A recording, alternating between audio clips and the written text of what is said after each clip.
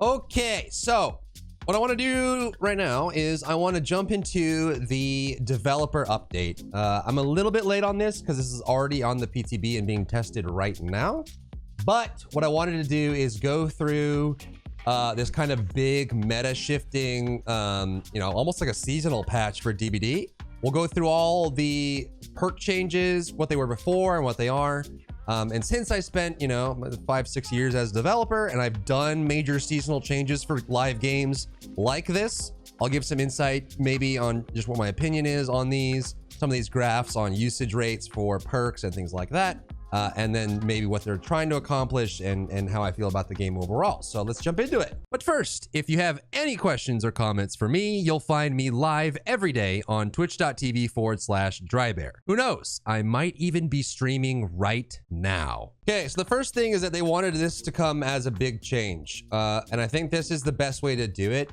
Usually, if you're changing something very core to the game, it's better to do it in a clump, so it's hard for people to hyper-fixate on things, just to make sure it's easier to swallow for community, especially one where largely the game hasn't changed too much over time. DBD's kind of been the same. I mean, you can talk about very early days where, you had infinites on every building and, you had like crazy, it was really hard for killers to win, and then all of a sudden killers could 4K every single game. It's gone through some changes, but you compare that to how often MOBAs change or, looter shooters, things like that.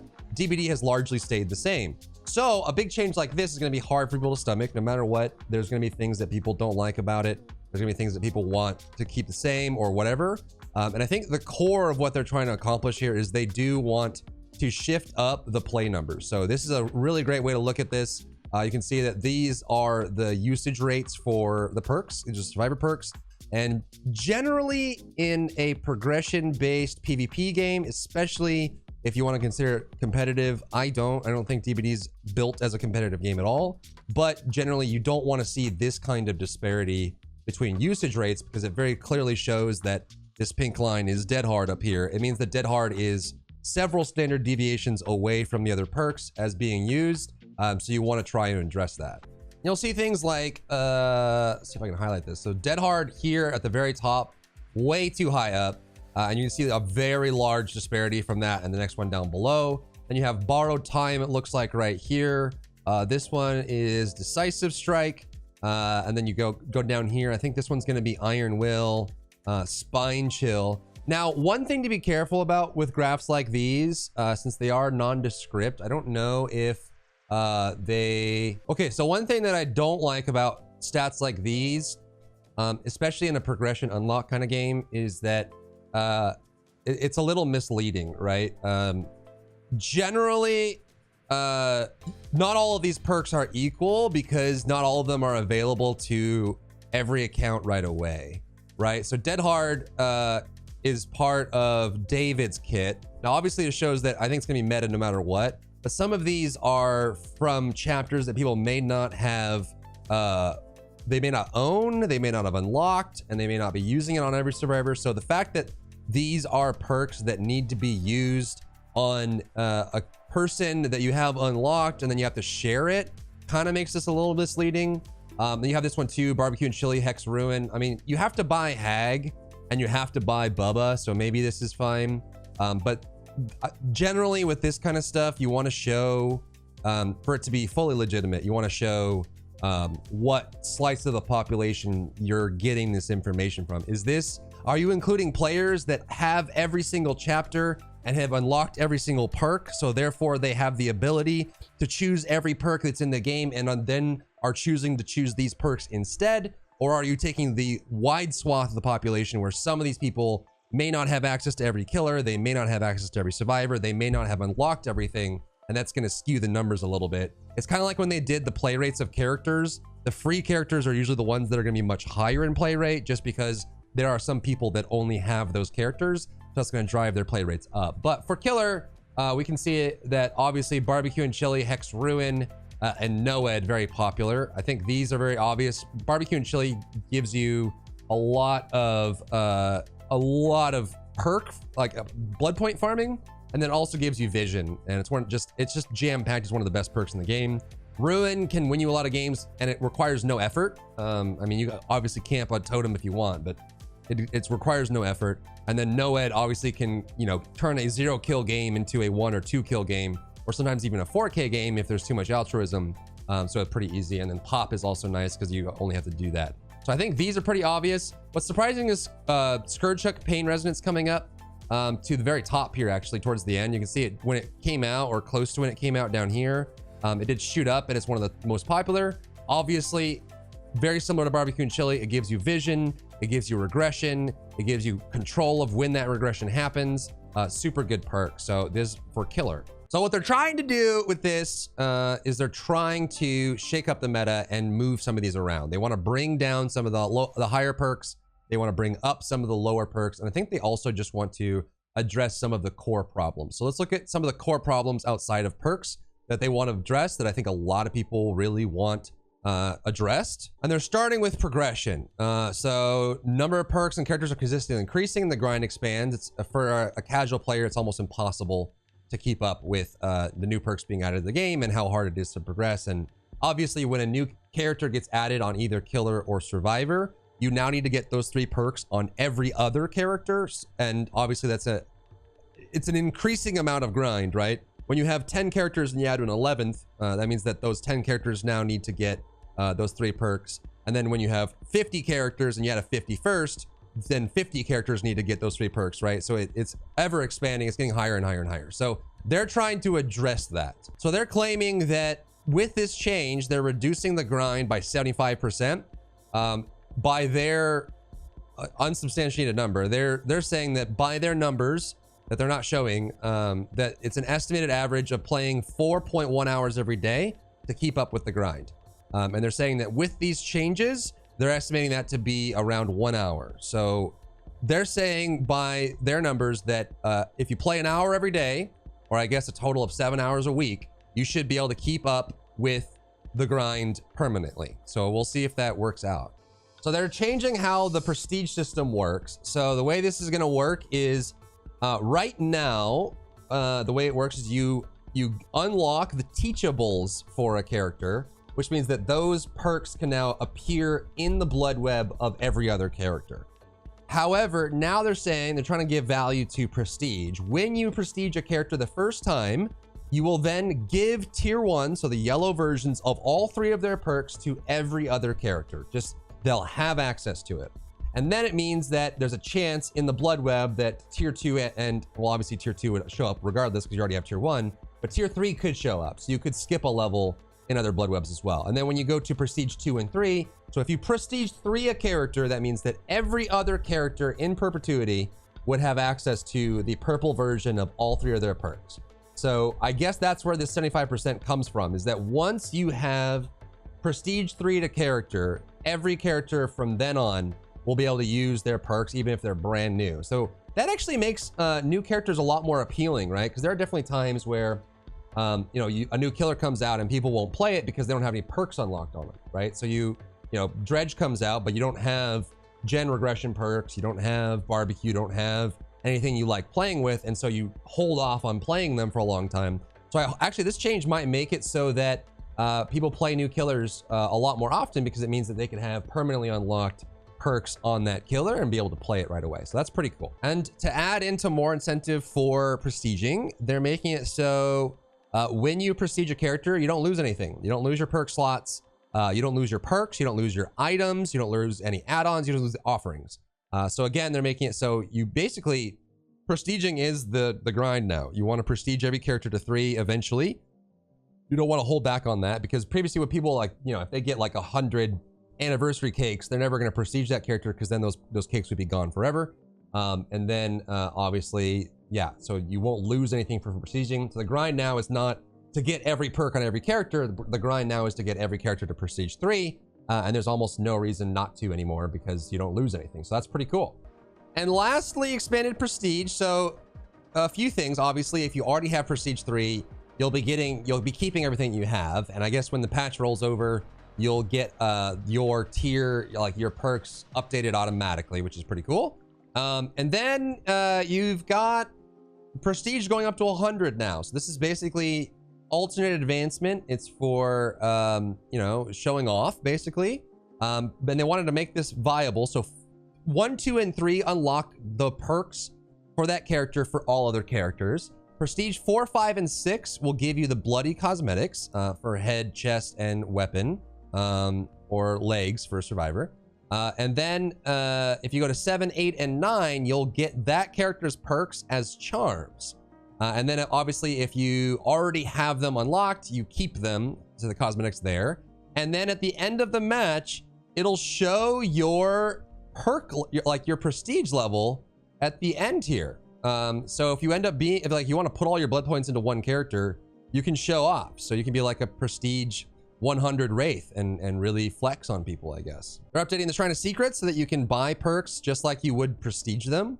So you can buy tier 1, you'll get that perk for everyone as if you had prestige that character, and then you can buy it again to increase its tier. So you could, you know, never buy Hag and then eventually through the Shrine of Secrets buy Hex Ruin and get it maxed out and then unlock it for all characters in perpetuity using the Shrine of Secrets. So I guess that's cool. They're adding matchmaking incentives. So one thing that is very common for asymmetrical games is that when you have a disparity in one side, it can make it very difficult to queue for matches. This one is a no-brainer. I don't have to explain this to you.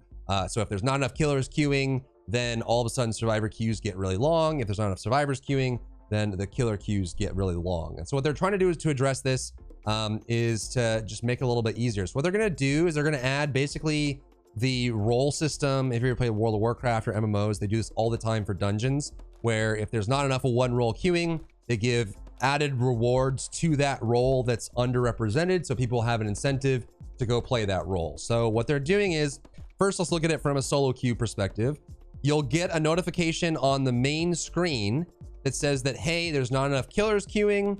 You can get up to a certain amount of extra blood points depending on how bad it is. So if there's very few killers queuing, you can get up to double blood points for queuing killer, and vice versa for survivors. So if you're solo queue, you can just queue up for whatever's needed and get extra blood points. So if all you care about, if you play both sides, is getting blood points, then you can join for that one.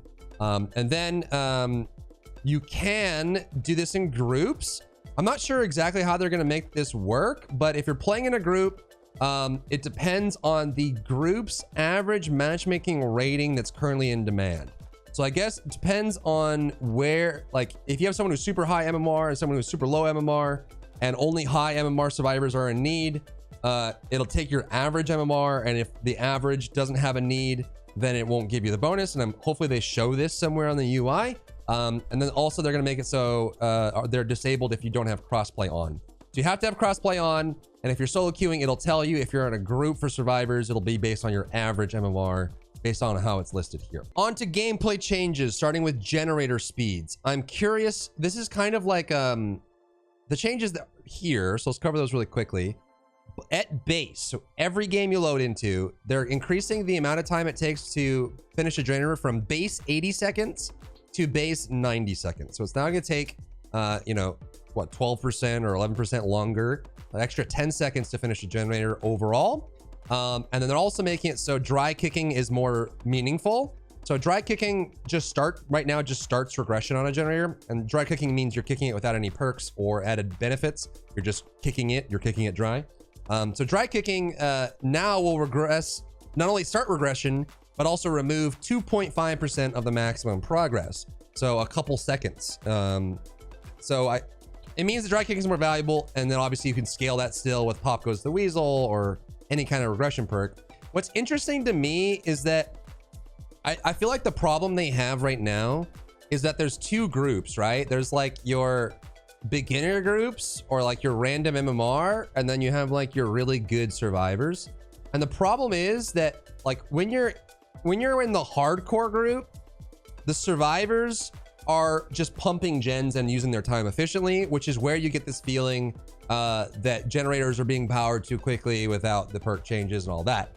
So you have this group over here, and then you have this other group of new players that are still scared by hag traps and mires and things like that. They hide in the bushes a lot. They don't use their time efficiently. They're immersed in the horror game that is DBD before you start playing it seriously. And then there's a lot of wasted time. And so for these players, this subset, the gens take a long time to do. And most of the time, there can be games where Hex Ruin is enough to stop a inexperienced group of survivors from finishing all the gens. I don't feel like this solution targets both groups. I feel like this solution only targets the skilled group. And it may end up just hurting the lower end games, but maybe they can find ways to make that easier. And maybe some of the other changes help address that. But I don't know if this is like, I don't know if this will really matter all that much. It may make a small difference, might move the needle, but I think this hurts, the lower MMR and the newer players more than anything. But I guess we'll see how it plays out. And they're making killers better. A few changes. They're making gen kicking and wall and pallet breaking 10% faster. So it's going to be a good time save for killers to break things overall. They're making basically unrelenting is going to be built in. So it's like a baby brutal strength and a baby unrelenting. So a successful base, I guess more like save the best for last, right? You get a small percent reduction in recovery after hitting a basic attack. And when you hit a survivor, their speed boost lasts 10% less time. So you can kick generators, break walls faster, recover from basic attacks that are successful faster, and survivors get less speed after being hit. And then they're adjusting Bloodlust, where tier 2 and tier 3 Bloodlust are coming sooner. Tier 1 is still going to be 15 seconds, but then tier 2 and tier 3 are coming a little bit sooner. This might mean that we might move into more of a Bloodlust meta, which usually means that once a pallet's down, they're basically just gonna run you on the pallet until Bloodlust starts and then down you. Kind of like how like a doctor would, like an anti-loop killer would, or a clown. Yeah, I guess that's kind of where it is. So there's there's this. The next one I'm super interested in though, camping and tunneling. So camping and tunneling is one of the things that I really hope that I was really hoping they addressed if they ever did a change like this. I think it's one of the worst part of the game. I think the two things are like being left on hook until you're dead. So first hook, death hook, and then camping and tunneling are things that like, I think they could make the game infinitely better if they address these better, because they are very, they kill fun. They're fun murderers. They get rid of fun completely. But they're trying to address it with this change. So what they're going to do is they're going to make it so that when a survivor gets unhooked, you will get a 5-second endurance effect. So this is basically borrowed time. So for the next 5 seconds after being unhooked, by default, base game without perks, if you get hit right away off the hook, you'll survive that hit and get hit with the deep wound mending status. And then after being unhooked, you will get for 5 seconds a 7% haste bonus. So you'll move faster for 5 seconds. This is pretty big. 7% is pretty big. I guess it's like a free hope. So you can move faster and you have a built-in BT. And I guess BT adds to this length. So if BT is 10 seconds, you get 15 seconds total. So there's that. And then you will get this canceled, this 5-second canceled, if you do what they're now calling conspicuous action, which is repair, heal, cleanse, bless, sabotage, unhook, or open a gate, which is basically do an objective.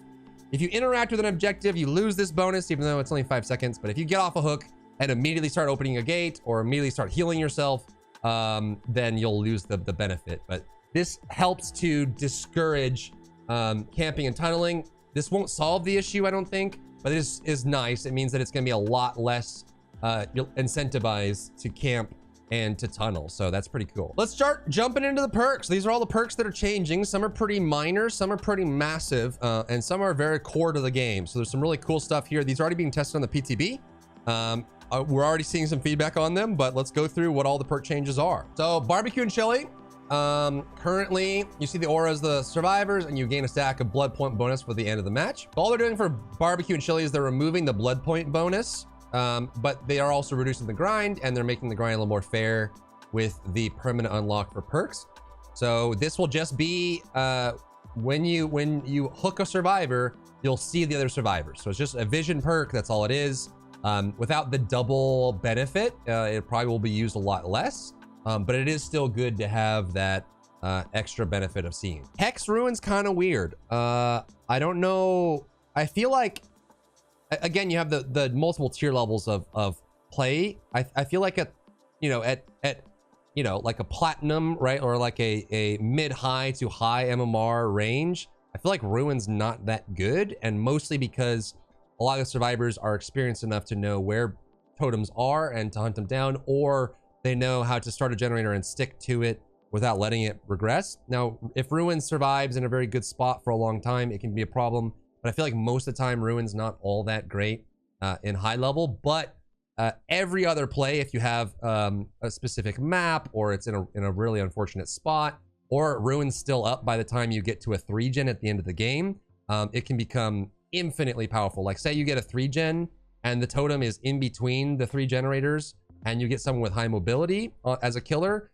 because the game becomes unwinnable, because you can't get the totem, you can't get the generators, and they get kicked off. So what they're doing is they like the fact that this is a no-kick, hands-off approach. They're cutting the regression speed in half, so it's half the amount of regression speed that it had before. And after a survivor is killed, which means it becomes 3 versus 1, it will automatically deactivate. Now, I don't know if this will just turn off and turn into a dull totem or what, but they're just basically nerfing it so it's less effective. And then if a survivor dies, you lose it. So you get rid of those situations where you're down to like 2 or 3, you can't find the totem, or there's only a couple generators left and it turns off. I think this is going to make Hex Ruin a lot less viable for all levels of play, and maybe a little bit more fun for people that absolutely hate it. I didn't think this was a problem perk at all, but you know, I guess it showing up less is probably fine. For pop, since we're getting the dry kicks are getting stronger, you get 2.5% progress now by default. It's going down from 25% total progress to 20. So you're losing 5% off pop, but you're getting 2.5% at base. So pop loses 10% of its effectiveness. But then you get pop without having pop, a little bit of it. So I guess that's fine. Pop is very good, very useful, especially against killers that can teleport and get to generators. And and it worked great with Scourge Hook, because you know what they're working on, or Deadlock, things like that. You can go find what gen they're working on, or Tinkerer, things like that. But it's basically a 10% nerf for Pop Goes the Weasel. They're just straight up nerfing Corrupt Intervention. So the way it works now is it'll block the furthest 3 generators. I think it's for 2 minutes or 3 minutes, minute and a half. No, it's like 2 minutes, right? Something like that. It's a couple minutes worth of time, and they get blocked and can't be fixed until Corrupt Intervention wears off. So they're basically just nerfing this. I'm not really sure why. I feel like Corrupt was fine the way it was. I was even going to argue that Corrupt Intervention should be base kit, because I don't think it's good for the game that survivors can spawn on a generator and slam it out in like 25 seconds, and just pump it out. But Corrupt Intervention will now deactivate if a survivor gets knocked down. So if they enter the dying state, it turns off, which makes this perk a lot less interesting, because you have the perk, and then if you catch someone right away and you down them, you could end up having 10 to 30 seconds of value out of Corrupt Intervention, and then it's gone. I think if they were going to change Corrupt Intervention, now maybe they just don't want it to be used as much, and that's the goal, is they want to get this kind of meta perk used less. But I feel like, I don't know, I feel like the weirdest part about Corrupt Intervention is when survivors just wait out the Corrupt Intervention. I think that part is the part that I would want to change, is the fact that sometimes when you run Corrupt, all the survivors just hide for 2 minutes, and then they start the game after that, which makes it kind of weird. But yeah, straight up nerf. If you use Corrupt and then you down someone, the perk turns off. Kind of weird. They are nerfing Tinkerer. So yeah, this one tells you when a gen reaches 70% progress, you get notified, and you become undetectable. You'll still be notified and you'll still become undetectable, but they're putting another weird limitation on this. Tinkerer can now only activate once per generator. So that means that maximum Tinkerer can activate 7 times, so 7 generators. They can activate 7 times per match, and then Tinkerer's done. It cannot activate anymore. It's done, that's it. So once it activates on your generator, and then their undetectable goes away, you can just then finish that generator without any worry that Tinkerer is ever going to come back. This is a pretty substantial change to Tinkerer. It's going to make it a lot less viable, I think. It is still nice to stop certain generators and prevents it from being like, if you're running like a really fast killer like Blight or Nurse or Billy, then you can really kind of clamp down on gens over and over and over and over. So maybe that's what they're trying to get rid of, and they're trying to discourage use of this perk as much for those killers. Tinker is not super popular for slow killers because you can't really get there in time anyway. But yeah, I guess, technically what they're saying here is that since gens go up to 90 seconds, 70% of 90 is going to be a little bit higher, or there's a little bit more time. Not by much really, but yeah, I guess that's there. But yeah, now Tinkerer can only activate once per generator, which means it's a maximum of 7 times, and then the perk's dead. It turns off. This one was a big one for people. There are some people that don't really mind no-ed at all. There are some people that absolutely hate it. I think in general, it feels kind of unfair when you absolutely dominate a killer. Like you get all the gens done, you get only a couple hooks, then no-ed activates, they down someone, maybe someone plays a little altruistic and they down them, and then all of a sudden a 0k where the killer was super far behind turns into a 1 or 2k or maybe even more.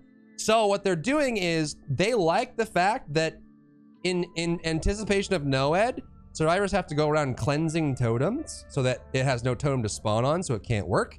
So they like that. What they're gonna do now is you will see the totem's aura within 4 meters once it's active. So it's kind of like, what is it, Plaything? The one where you can see your own totem?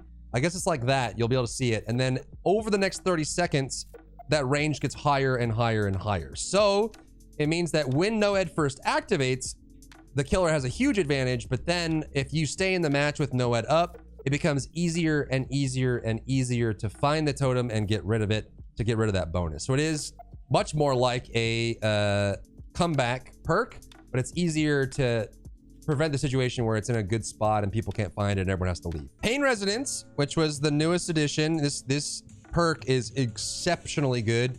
It's also a lot more enjoyable than things like Ruin, right? Where it's kind of passive, like you get to have an active control on this. So the way it works is that if you hook someone on a Scourge hook, it will regress the most progressed generator and then tell you where it is, and if someone's on it, it'll make them get off of it and scream.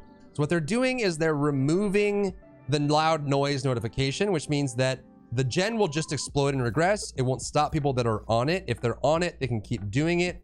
And this, it still means that Pain Resonance is strong.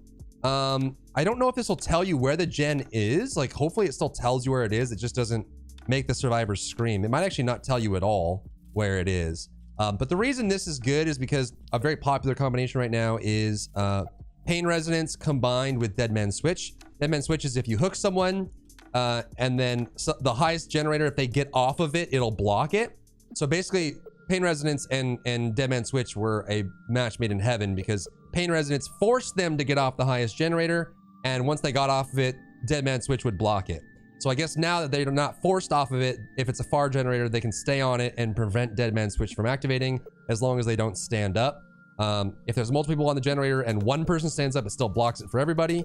But that makes that combo a little less powerful. Dead Hard is by far the most used perk. And this, I think the motive here is good. What they're saying is that they want to get rid of Dead Harding for distance and extending loops, which mostly just affects M1 killers. It doesn't really matter, like Dead Harding for distance doesn't really matter if you're like Blight or Nurse or Huntress. You know, I guess Huntress, if they get a really good Dead Hard from distance, it's good. But realistically, I think what Dead Hard is good at and good for, not only is it fun for survivors, but I think it's also necessary against the top 3 or 4, you know, Spirit, Blight, Nurse, those kind of killers, like very, like you basically have to have Dead Hard to survive.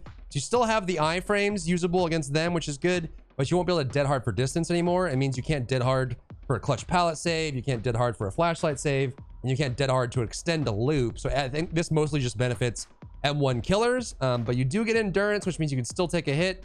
So we'll see how this plays out. So they like DS being an anti-tunneling mechanism in the game, and it will stay that way. They're making 2 changes to Decisive Strike.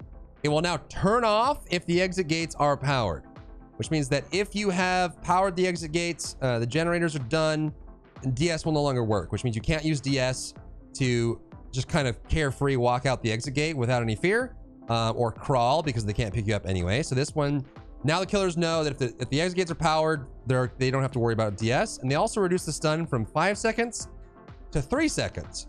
Now this will still make it useful, but this, I think, makes it a lot less painful, especially if a survivor just jumps in a locker knowing you have to grab them.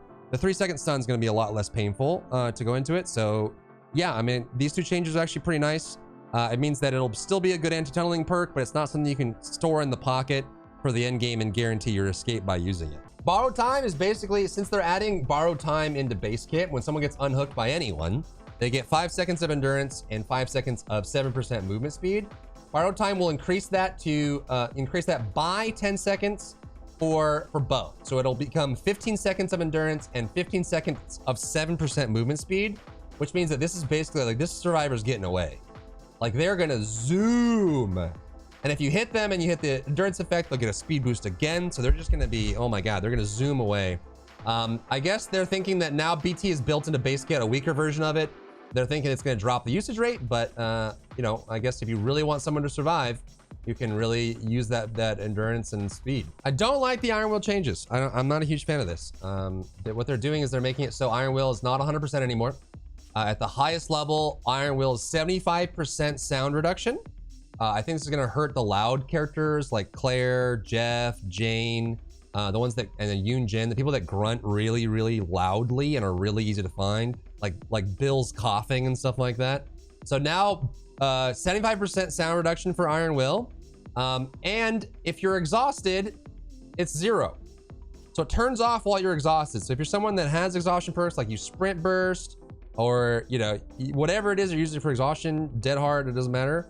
Iron Will turns off.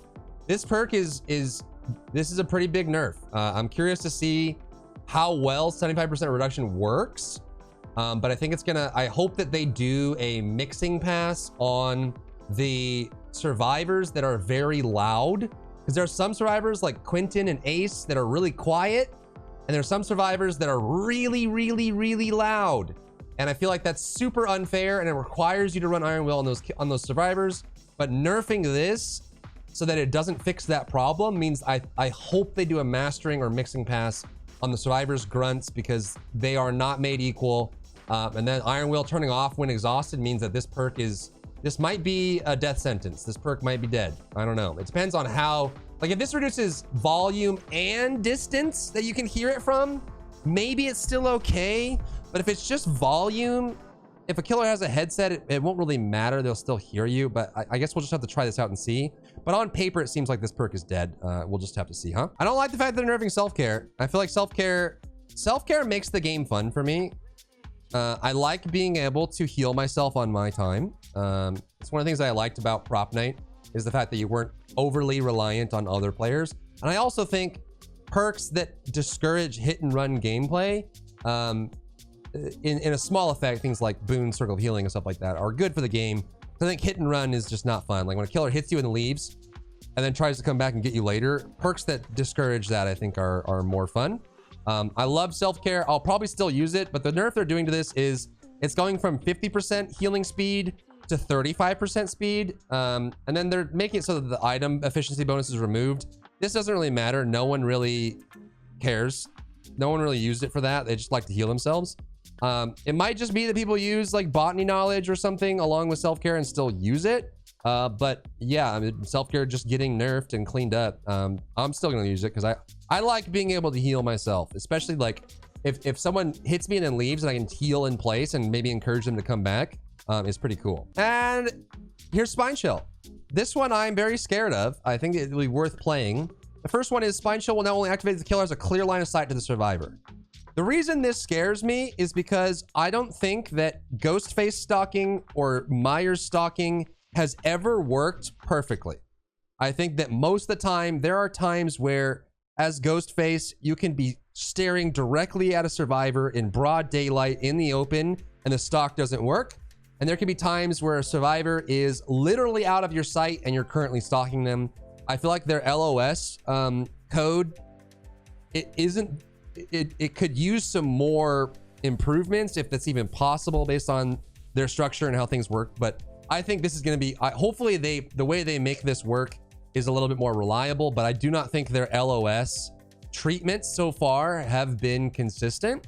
So making Spine Chill LOS requiring is going to be really weird. I feel like it's going to be the interaction between Ghostface and a survivor where it's like, obviously you're in LOS, but it's not working, or obviously you're not in LOS, but it's turning on. I don't know. This concerns me. This has not been a mechanic that's been very consistent. And they're adding a kind of fade away grace period. So if it triggers, you have half a second after you lose line of sight to keep the spine chill for just so it doesn't flicker and you can keep the bonus. And then finally, they're removing the vault seed bonus, which I feel like this is going to make spine chill a very useless perk. It's basically only going to be used for stealth killers, but even then, if you're on an indoor map, if you're on RPD, is this ever going to activate unless the killer is like inside your pants, like inside like your shirt, reading your shirt tag? It's like, oh wow, this is a full 100% cotton shirt. Spine chill's active. Like, think about the maps where LOS doesn't exist unless the killer is literally in range of hitting you. And then you lose the vault bonus, which means you can't do the vaulting build anymore, which wasn't even super meta. It was just decent. So with that vault gone and going to a very unreliable LOS means this perk is going to be, I don't know. I don't know if anyone's ever going to use it unless they're a new player that wants to avoid stealth killers. But even then, with this LOS change, I feel like it's not going to be good against stealth killers either. You know, like if you're on the game, if there's a gen that's behind a tree and they run at the gen from behind the tree and then pop up the last second, spine chill's not going to activate until they're right on top of you. So it's useless as anti-stealth. I feel like this might actually just be a dead perk. I mean, we'll see how it plays out, but this is bad. All right, so on top of the huge nerfs we just talked about, they're going to do buffs for perks that don't get used that much for both killer and survivor. So these must be the ones that are very low play rate. They don't get picked all that often. Either they're overshadowed by perks that were much stronger or do the same thing but better, or they just weren't that useful. So overcharge, this is the one where you kick it, it regresses, and then if someone touches it, they get a skill check. They're changing this to when you kick a generator, the regression speed grows from 100% to 400% over the course of 30 seconds. So they'll want to go over and touch it to stop the regression. So if you overcharge a gen, and then combine it with something else that for kicking, things like that. Even like, what's the twins perk that allows you to kick multiple generators? Whatever that one is, you can combine it with overcharge, might be pretty good. Or even eruption they have listed here, but over to 400% over 30 seconds. It means if they don't go touch it, it could regress pretty fast. 30 seconds is pretty long. And then, you know, good survivors will pass the skill check anyway, but kind of cool, I guess. Eruption. Regression penalty to 10% and incapacitate to 25 seconds. This makes this perk a lot more interesting. It's much more powerful. I think they were probably just scared of this being too good on launch. So now when you kick a gen and then kick a gen and kick a gen and then down someone, it'll regress all the gens that you kicked. And then if someone's on a gen that regresses from eruption, they get incapacitated, which means they can't do anything really. They can't touch gens. I don't even think they can get into lockers, actually, or touch gates or heal anyone. I think they run around like dinguses for 25 seconds. So 25 seconds incapacitated plus the regression is pretty good. The core problem with this perk and it becoming viable is the fact that you have to go in between each down, you have to manually go kick generators, which is why this gets weird, right? Is that in a normal match against good survivors, you're not kicking gens all that often, and you're certainly not kicking 3 or 4 gens every time you down in between 2 downs, right?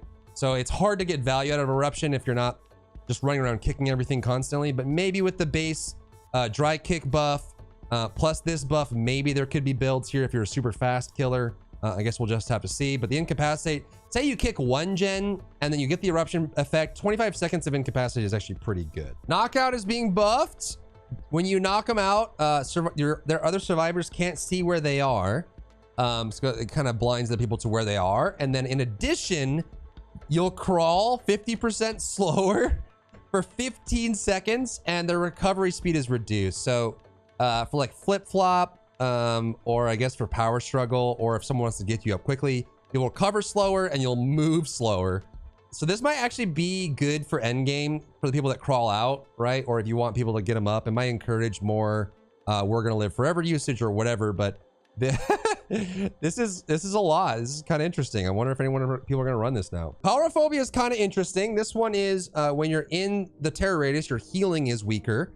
This is a clown perk, but They're making it now so that when you're in the radius, it'll reduce healing speeds and it'll increase the speed of skill checks by 50%. My first thought is that, is someone going to run like a skill check build, skill check doctor build with this?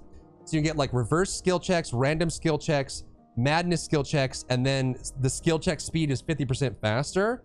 And then maybe you can, I wonder if this works on overcharge. That may be fun to test.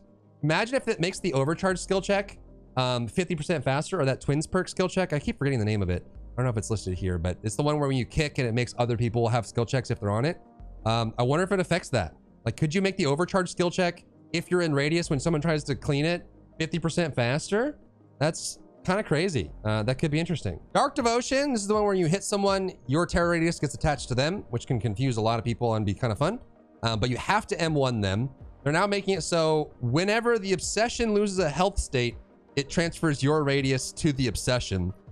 Again, I wonder, like, does this work with, like, would this work with plague? Like, if you puke on someone on your obsession and walk away, and then across the map, they gain the sickness and lose a health state, technically, does it activate? That could be kind of interesting. And then also it could be useful for, actually for like Huntress or Trickster. You can cause someone across the map to lose a health state by hitting them with a projectile, and then all of a sudden your terror radius jumps across an open field. Maybe that's kind of interesting. This is kind of cool. It's a little more reliable, and it means that all killers could use this. Everyone has a way to lose health states, obviously. So maybe this could be fun. It could be cool for teleporting or transporting killers to get across the map. I don't know, but this makes this at least more interesting. I don't know if it's going to be good, but it's more interesting and more reliable, which is nice. This Jolt buff is pretty cool. Jolt now no longer has a cooldown. It seemed kind of weird that it had a cooldown. There's a couple perks in the game that I think having cooldowns is just weird. I think Jolt's one of them. Comparing this to other regression perks, it's not that great.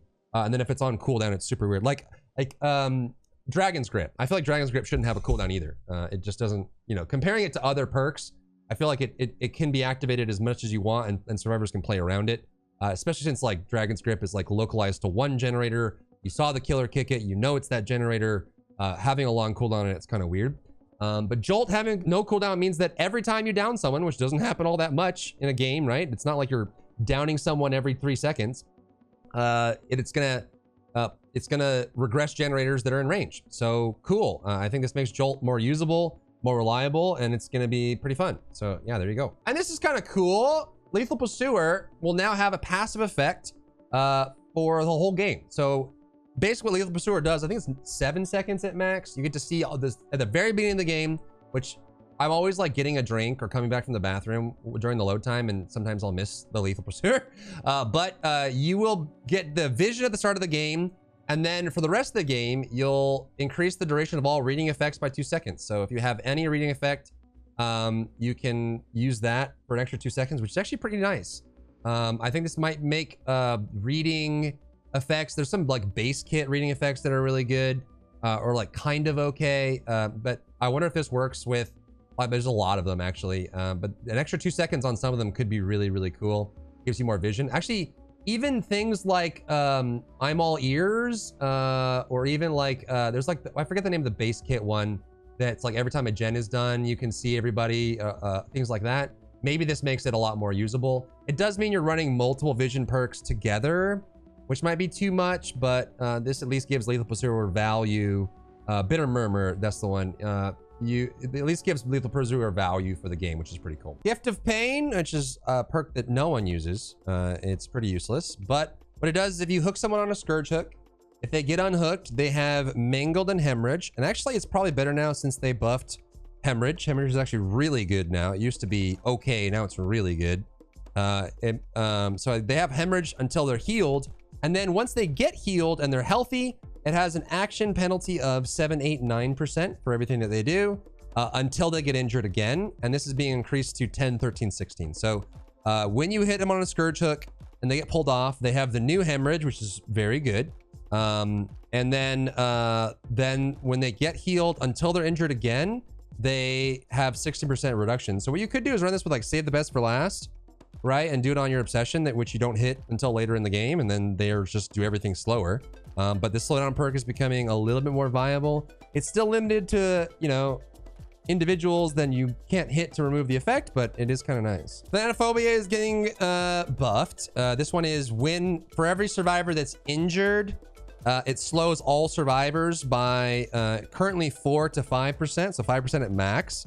So it's going from 20% total with 4 injured survivors to 22%. A minor buff. They might be just kind of afraid of buffing this one. The reason why this one doesn't get run as much is that when all things are, you know, in the final analysis, Thanat is just not as good as other regression perks. And realistically, it means that if people heal or you only have 1 or 2 people injured, this can be pretty weak as a regression perk. It's good for people like Plague and Legion that can constantly injure people and keep them injured. Super nice, but for most killers, Thanat is kind of weak. So we're giving a minor buff of 0.5 per level for a maximum of 22% if all 4 survivors are injured. So interesting. This might be super good with other slowdown perks or maybe just general slowdown, like Dying Light, or, you know, you get Pentimento or something, or even Gift of Pain. Maybe those start stacking in a nice way. We'll just have to see how the numbers stack out. So Monstrous Shrine getting reworked. This one is kind of interesting. So what they're doing is they're making it so when you have Monstrous Shrine equipped, all of your basement hooks become Scourge hooks, which means that, you know, if you're running Agitation and you're going for a basement build, and you're running like, you know, Pain Resonance, or maybe you're running the new Gift of Pain, whatever, you can now guarantee that there will be Scourge hooks in your basement. And when someone is on a Scourge hook while you have this, they regress their bar 20% faster, but only if the killer is not within 24 meters. So if you're running a Scourge hook build, Monstrous Shrine means that you have the option of going to the basement if you need to, but even if you don't, you can go to Scourge hook at any point on the map and people will regress faster, but only if you're not camping them. So this is actually really interesting. This might make its way into some builds. Pain Resonance, Gift of Pain. I guess you would need to have a Scourge hook equipped, otherwise you wouldn't spawn Scourge hooks. Yeah, so this perk is basically, well, no, it converts them all to Scourge hooks. And it's a Scourge hook perk now, but if you run it by itself, it's kind of weak. It just means that if you put someone in the basement, they regress faster if you're not camping the basement. But does it makes Scourge hooks across outside of the basement. Oh, so I guess this does create Scourge hooks across the map. Interesting. It doesn't say that here, but I guess it does. Interesting. Okay, so you'll still be able to get faster regression if you don't camp people. Nice. Calm Spirit, I guess you call this a buff. I don't. So Calm Spirit makes sure you don't scream. It's useful against like Doctor, and it can be useful against some killers, or when they're running that Plague perk name. My memory is failing me. Whatever it is, the one where you scream. You can prevent that, which is nice. But they're making it so in addition to that, you can now open chests and cleanse and bless totems silently, but you do it at reduced speed. I feel like this is worse. Like, I feel like if you remove this part, it could be an interesting perk, because then you run it to, you know, throw killers off because you don't scream when you get damaged, or when you go down, or when you get put on a hook, and against certain killers that make you scream. And then you can open chests, cleanse, and bless silently, which doesn't even make you do it faster. It just means you don't make any noise, which is kind of niche. But this is weird. I don't know why they're like, uh-oh, this might be too strong. Let's add in a downside.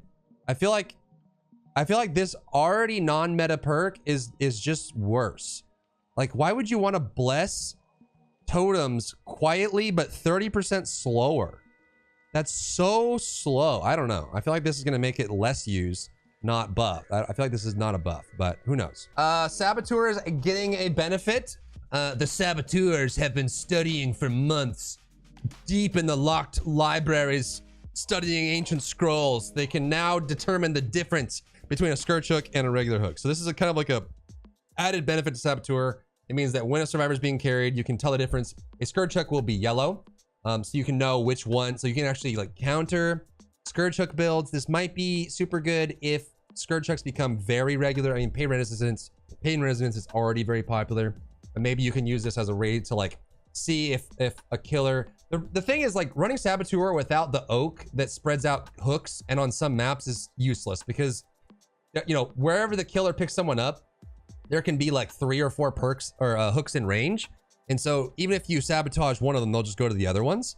But on maps like RPD, where the routing is a little less efficient, or the hooks are kind of spread out, and you're running the Oak, maybe this is super nice. Like, they have only one Scourge hook option. And then if you'd sabotage their Scourge hook, you can prevent their perk from activating. This is like super 5-head counterplay. And on some maps, it's still going to be useless because there's so many hooks. But maybe you could run an Oak blessing, and then a teammate runs a blessing for a map that has less hooks on it.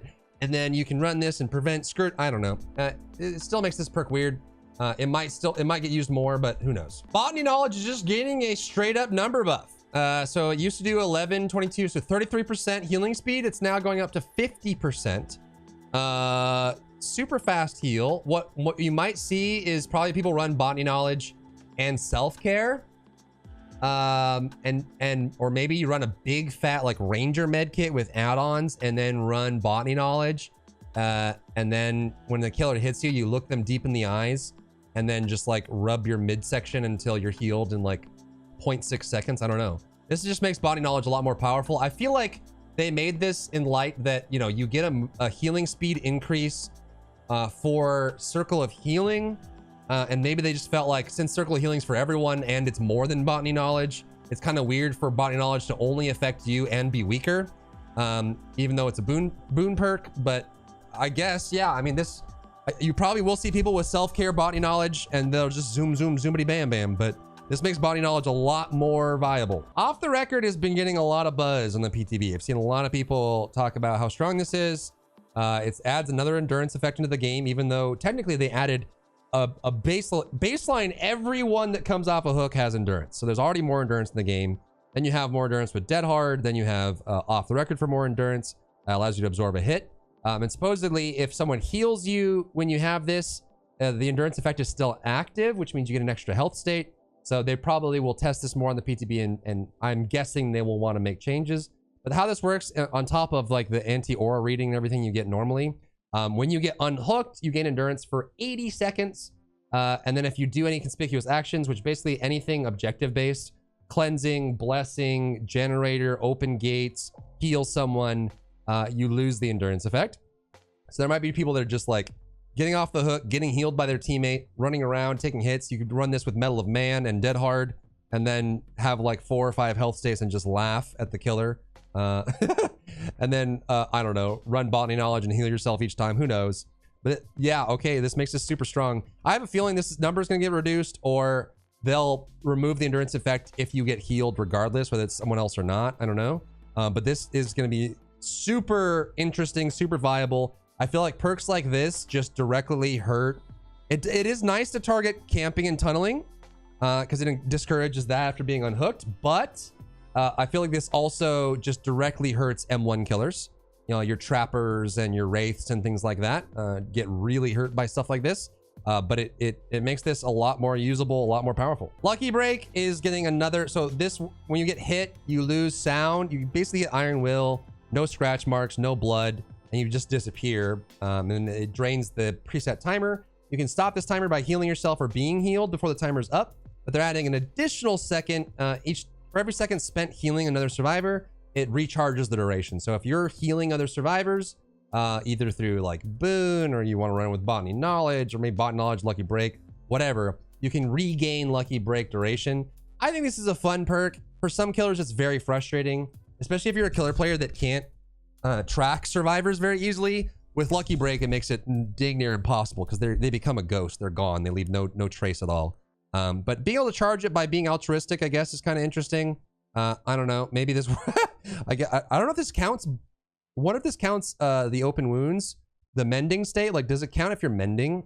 Probably not, I would guess. But yeah, Pharmacy's getting buffed. It used to be where your first chest that you search for the match would be an emergency med kit. Now it's going to be even better. When you get injured, the next chest you search will be a med kit. And this can happen multiple times in one trial, though there are a limited number of chests. I wonder if the LED perk that allows you to rummage through a chest again, I wonder if those stack. So if you get injured with Pharmacy and you search a chest for a second time, does it guarantee that that's going to be an emergency med kit? I would imagine so. But this just makes this perk more usable, I guess. just a buff, so maybe pharmacy gets used more. They're adding a lot of ways to heal. Soul Survivor's getting a buff. It will increase your generator repair speed by 75% and your exit gate and hatch access speed by 50%, as well as hide your aura from the killer if you're the last survivor. So this is like your solo queue hero experience. If you're the last survivor, you cannot be revealed through your aura, and you repair. This is basically what was built into base Prop Night, which I always liked. It's like a last survivor hero effect.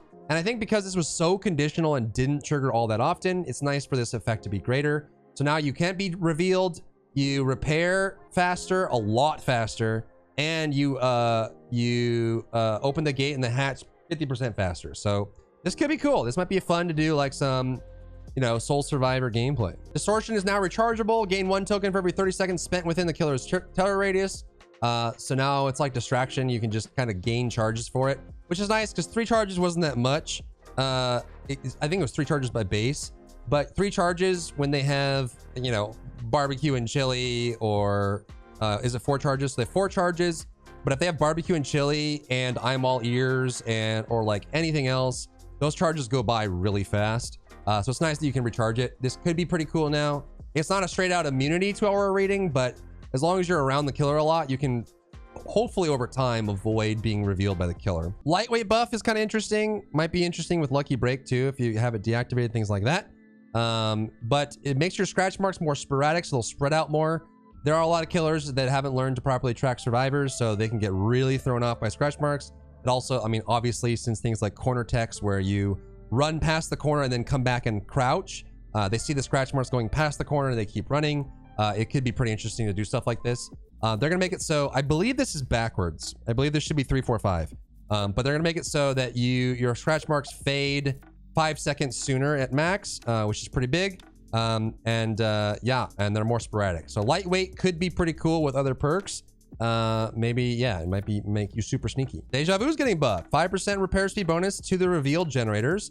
So I think every time a gen is done, you get to see the 3 closest generators. I think that's how Deja Vu works. But you get revealed the 3 closest generators, and then you get, I guess you get a bonus to repairing those specific generators. So yeah, if you could run this with other, like me, even like, you get the Nancy perk that reveals the generator you're working on, and you can run the Toxic Prove Thyself, and maybe you can get some pretty fast gen progress. I don't know.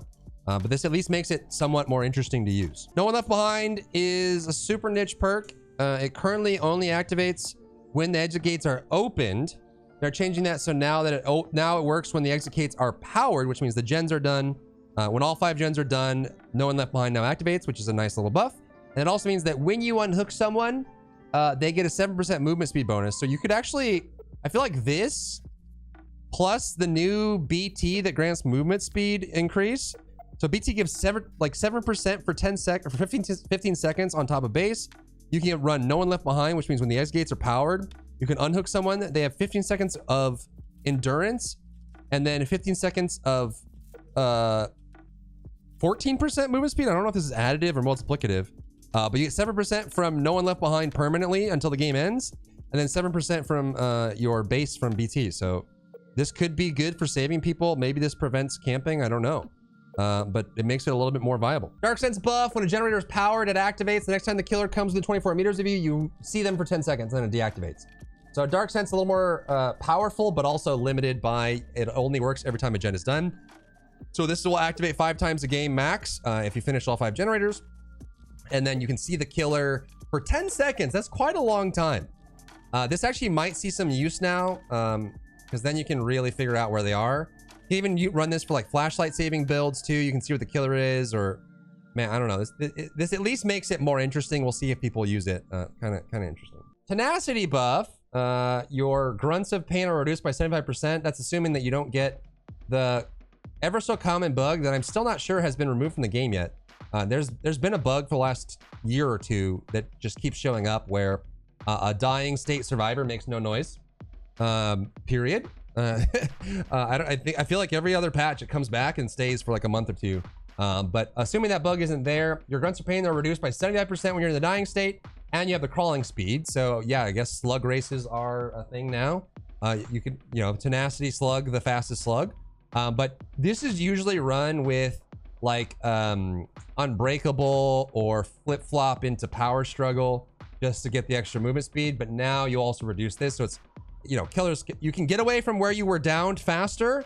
So you can hide from the killer, and then it's easier to hide because your grunts of pain are reduced. So, you know, nice little buff there. Hope is great for those who like. So this basically lasted, I don't remember what the time was, like 15 seconds or something.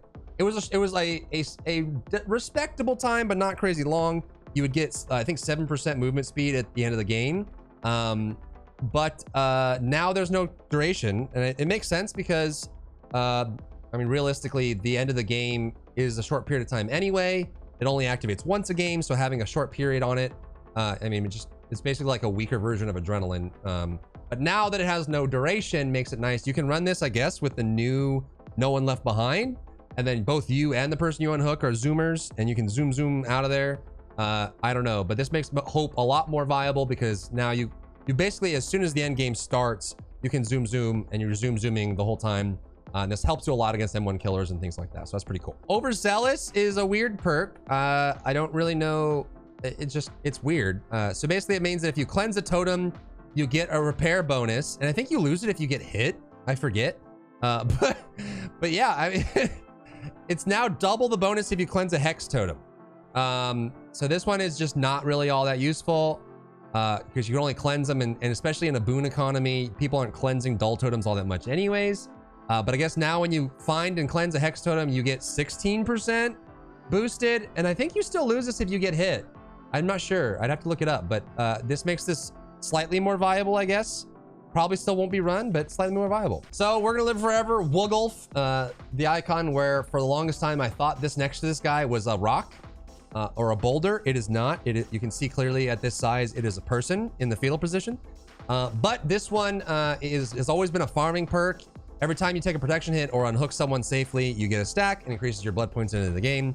Since they're reducing the grind a lot, they're making it so the blood point bonus is no longer there, but they're adding a secondary benefit. So on top of healing people in the down state faster, you can also, when you heal someone for the down state and they get up, they have an endurance effect. So another endurance effect being added to the game.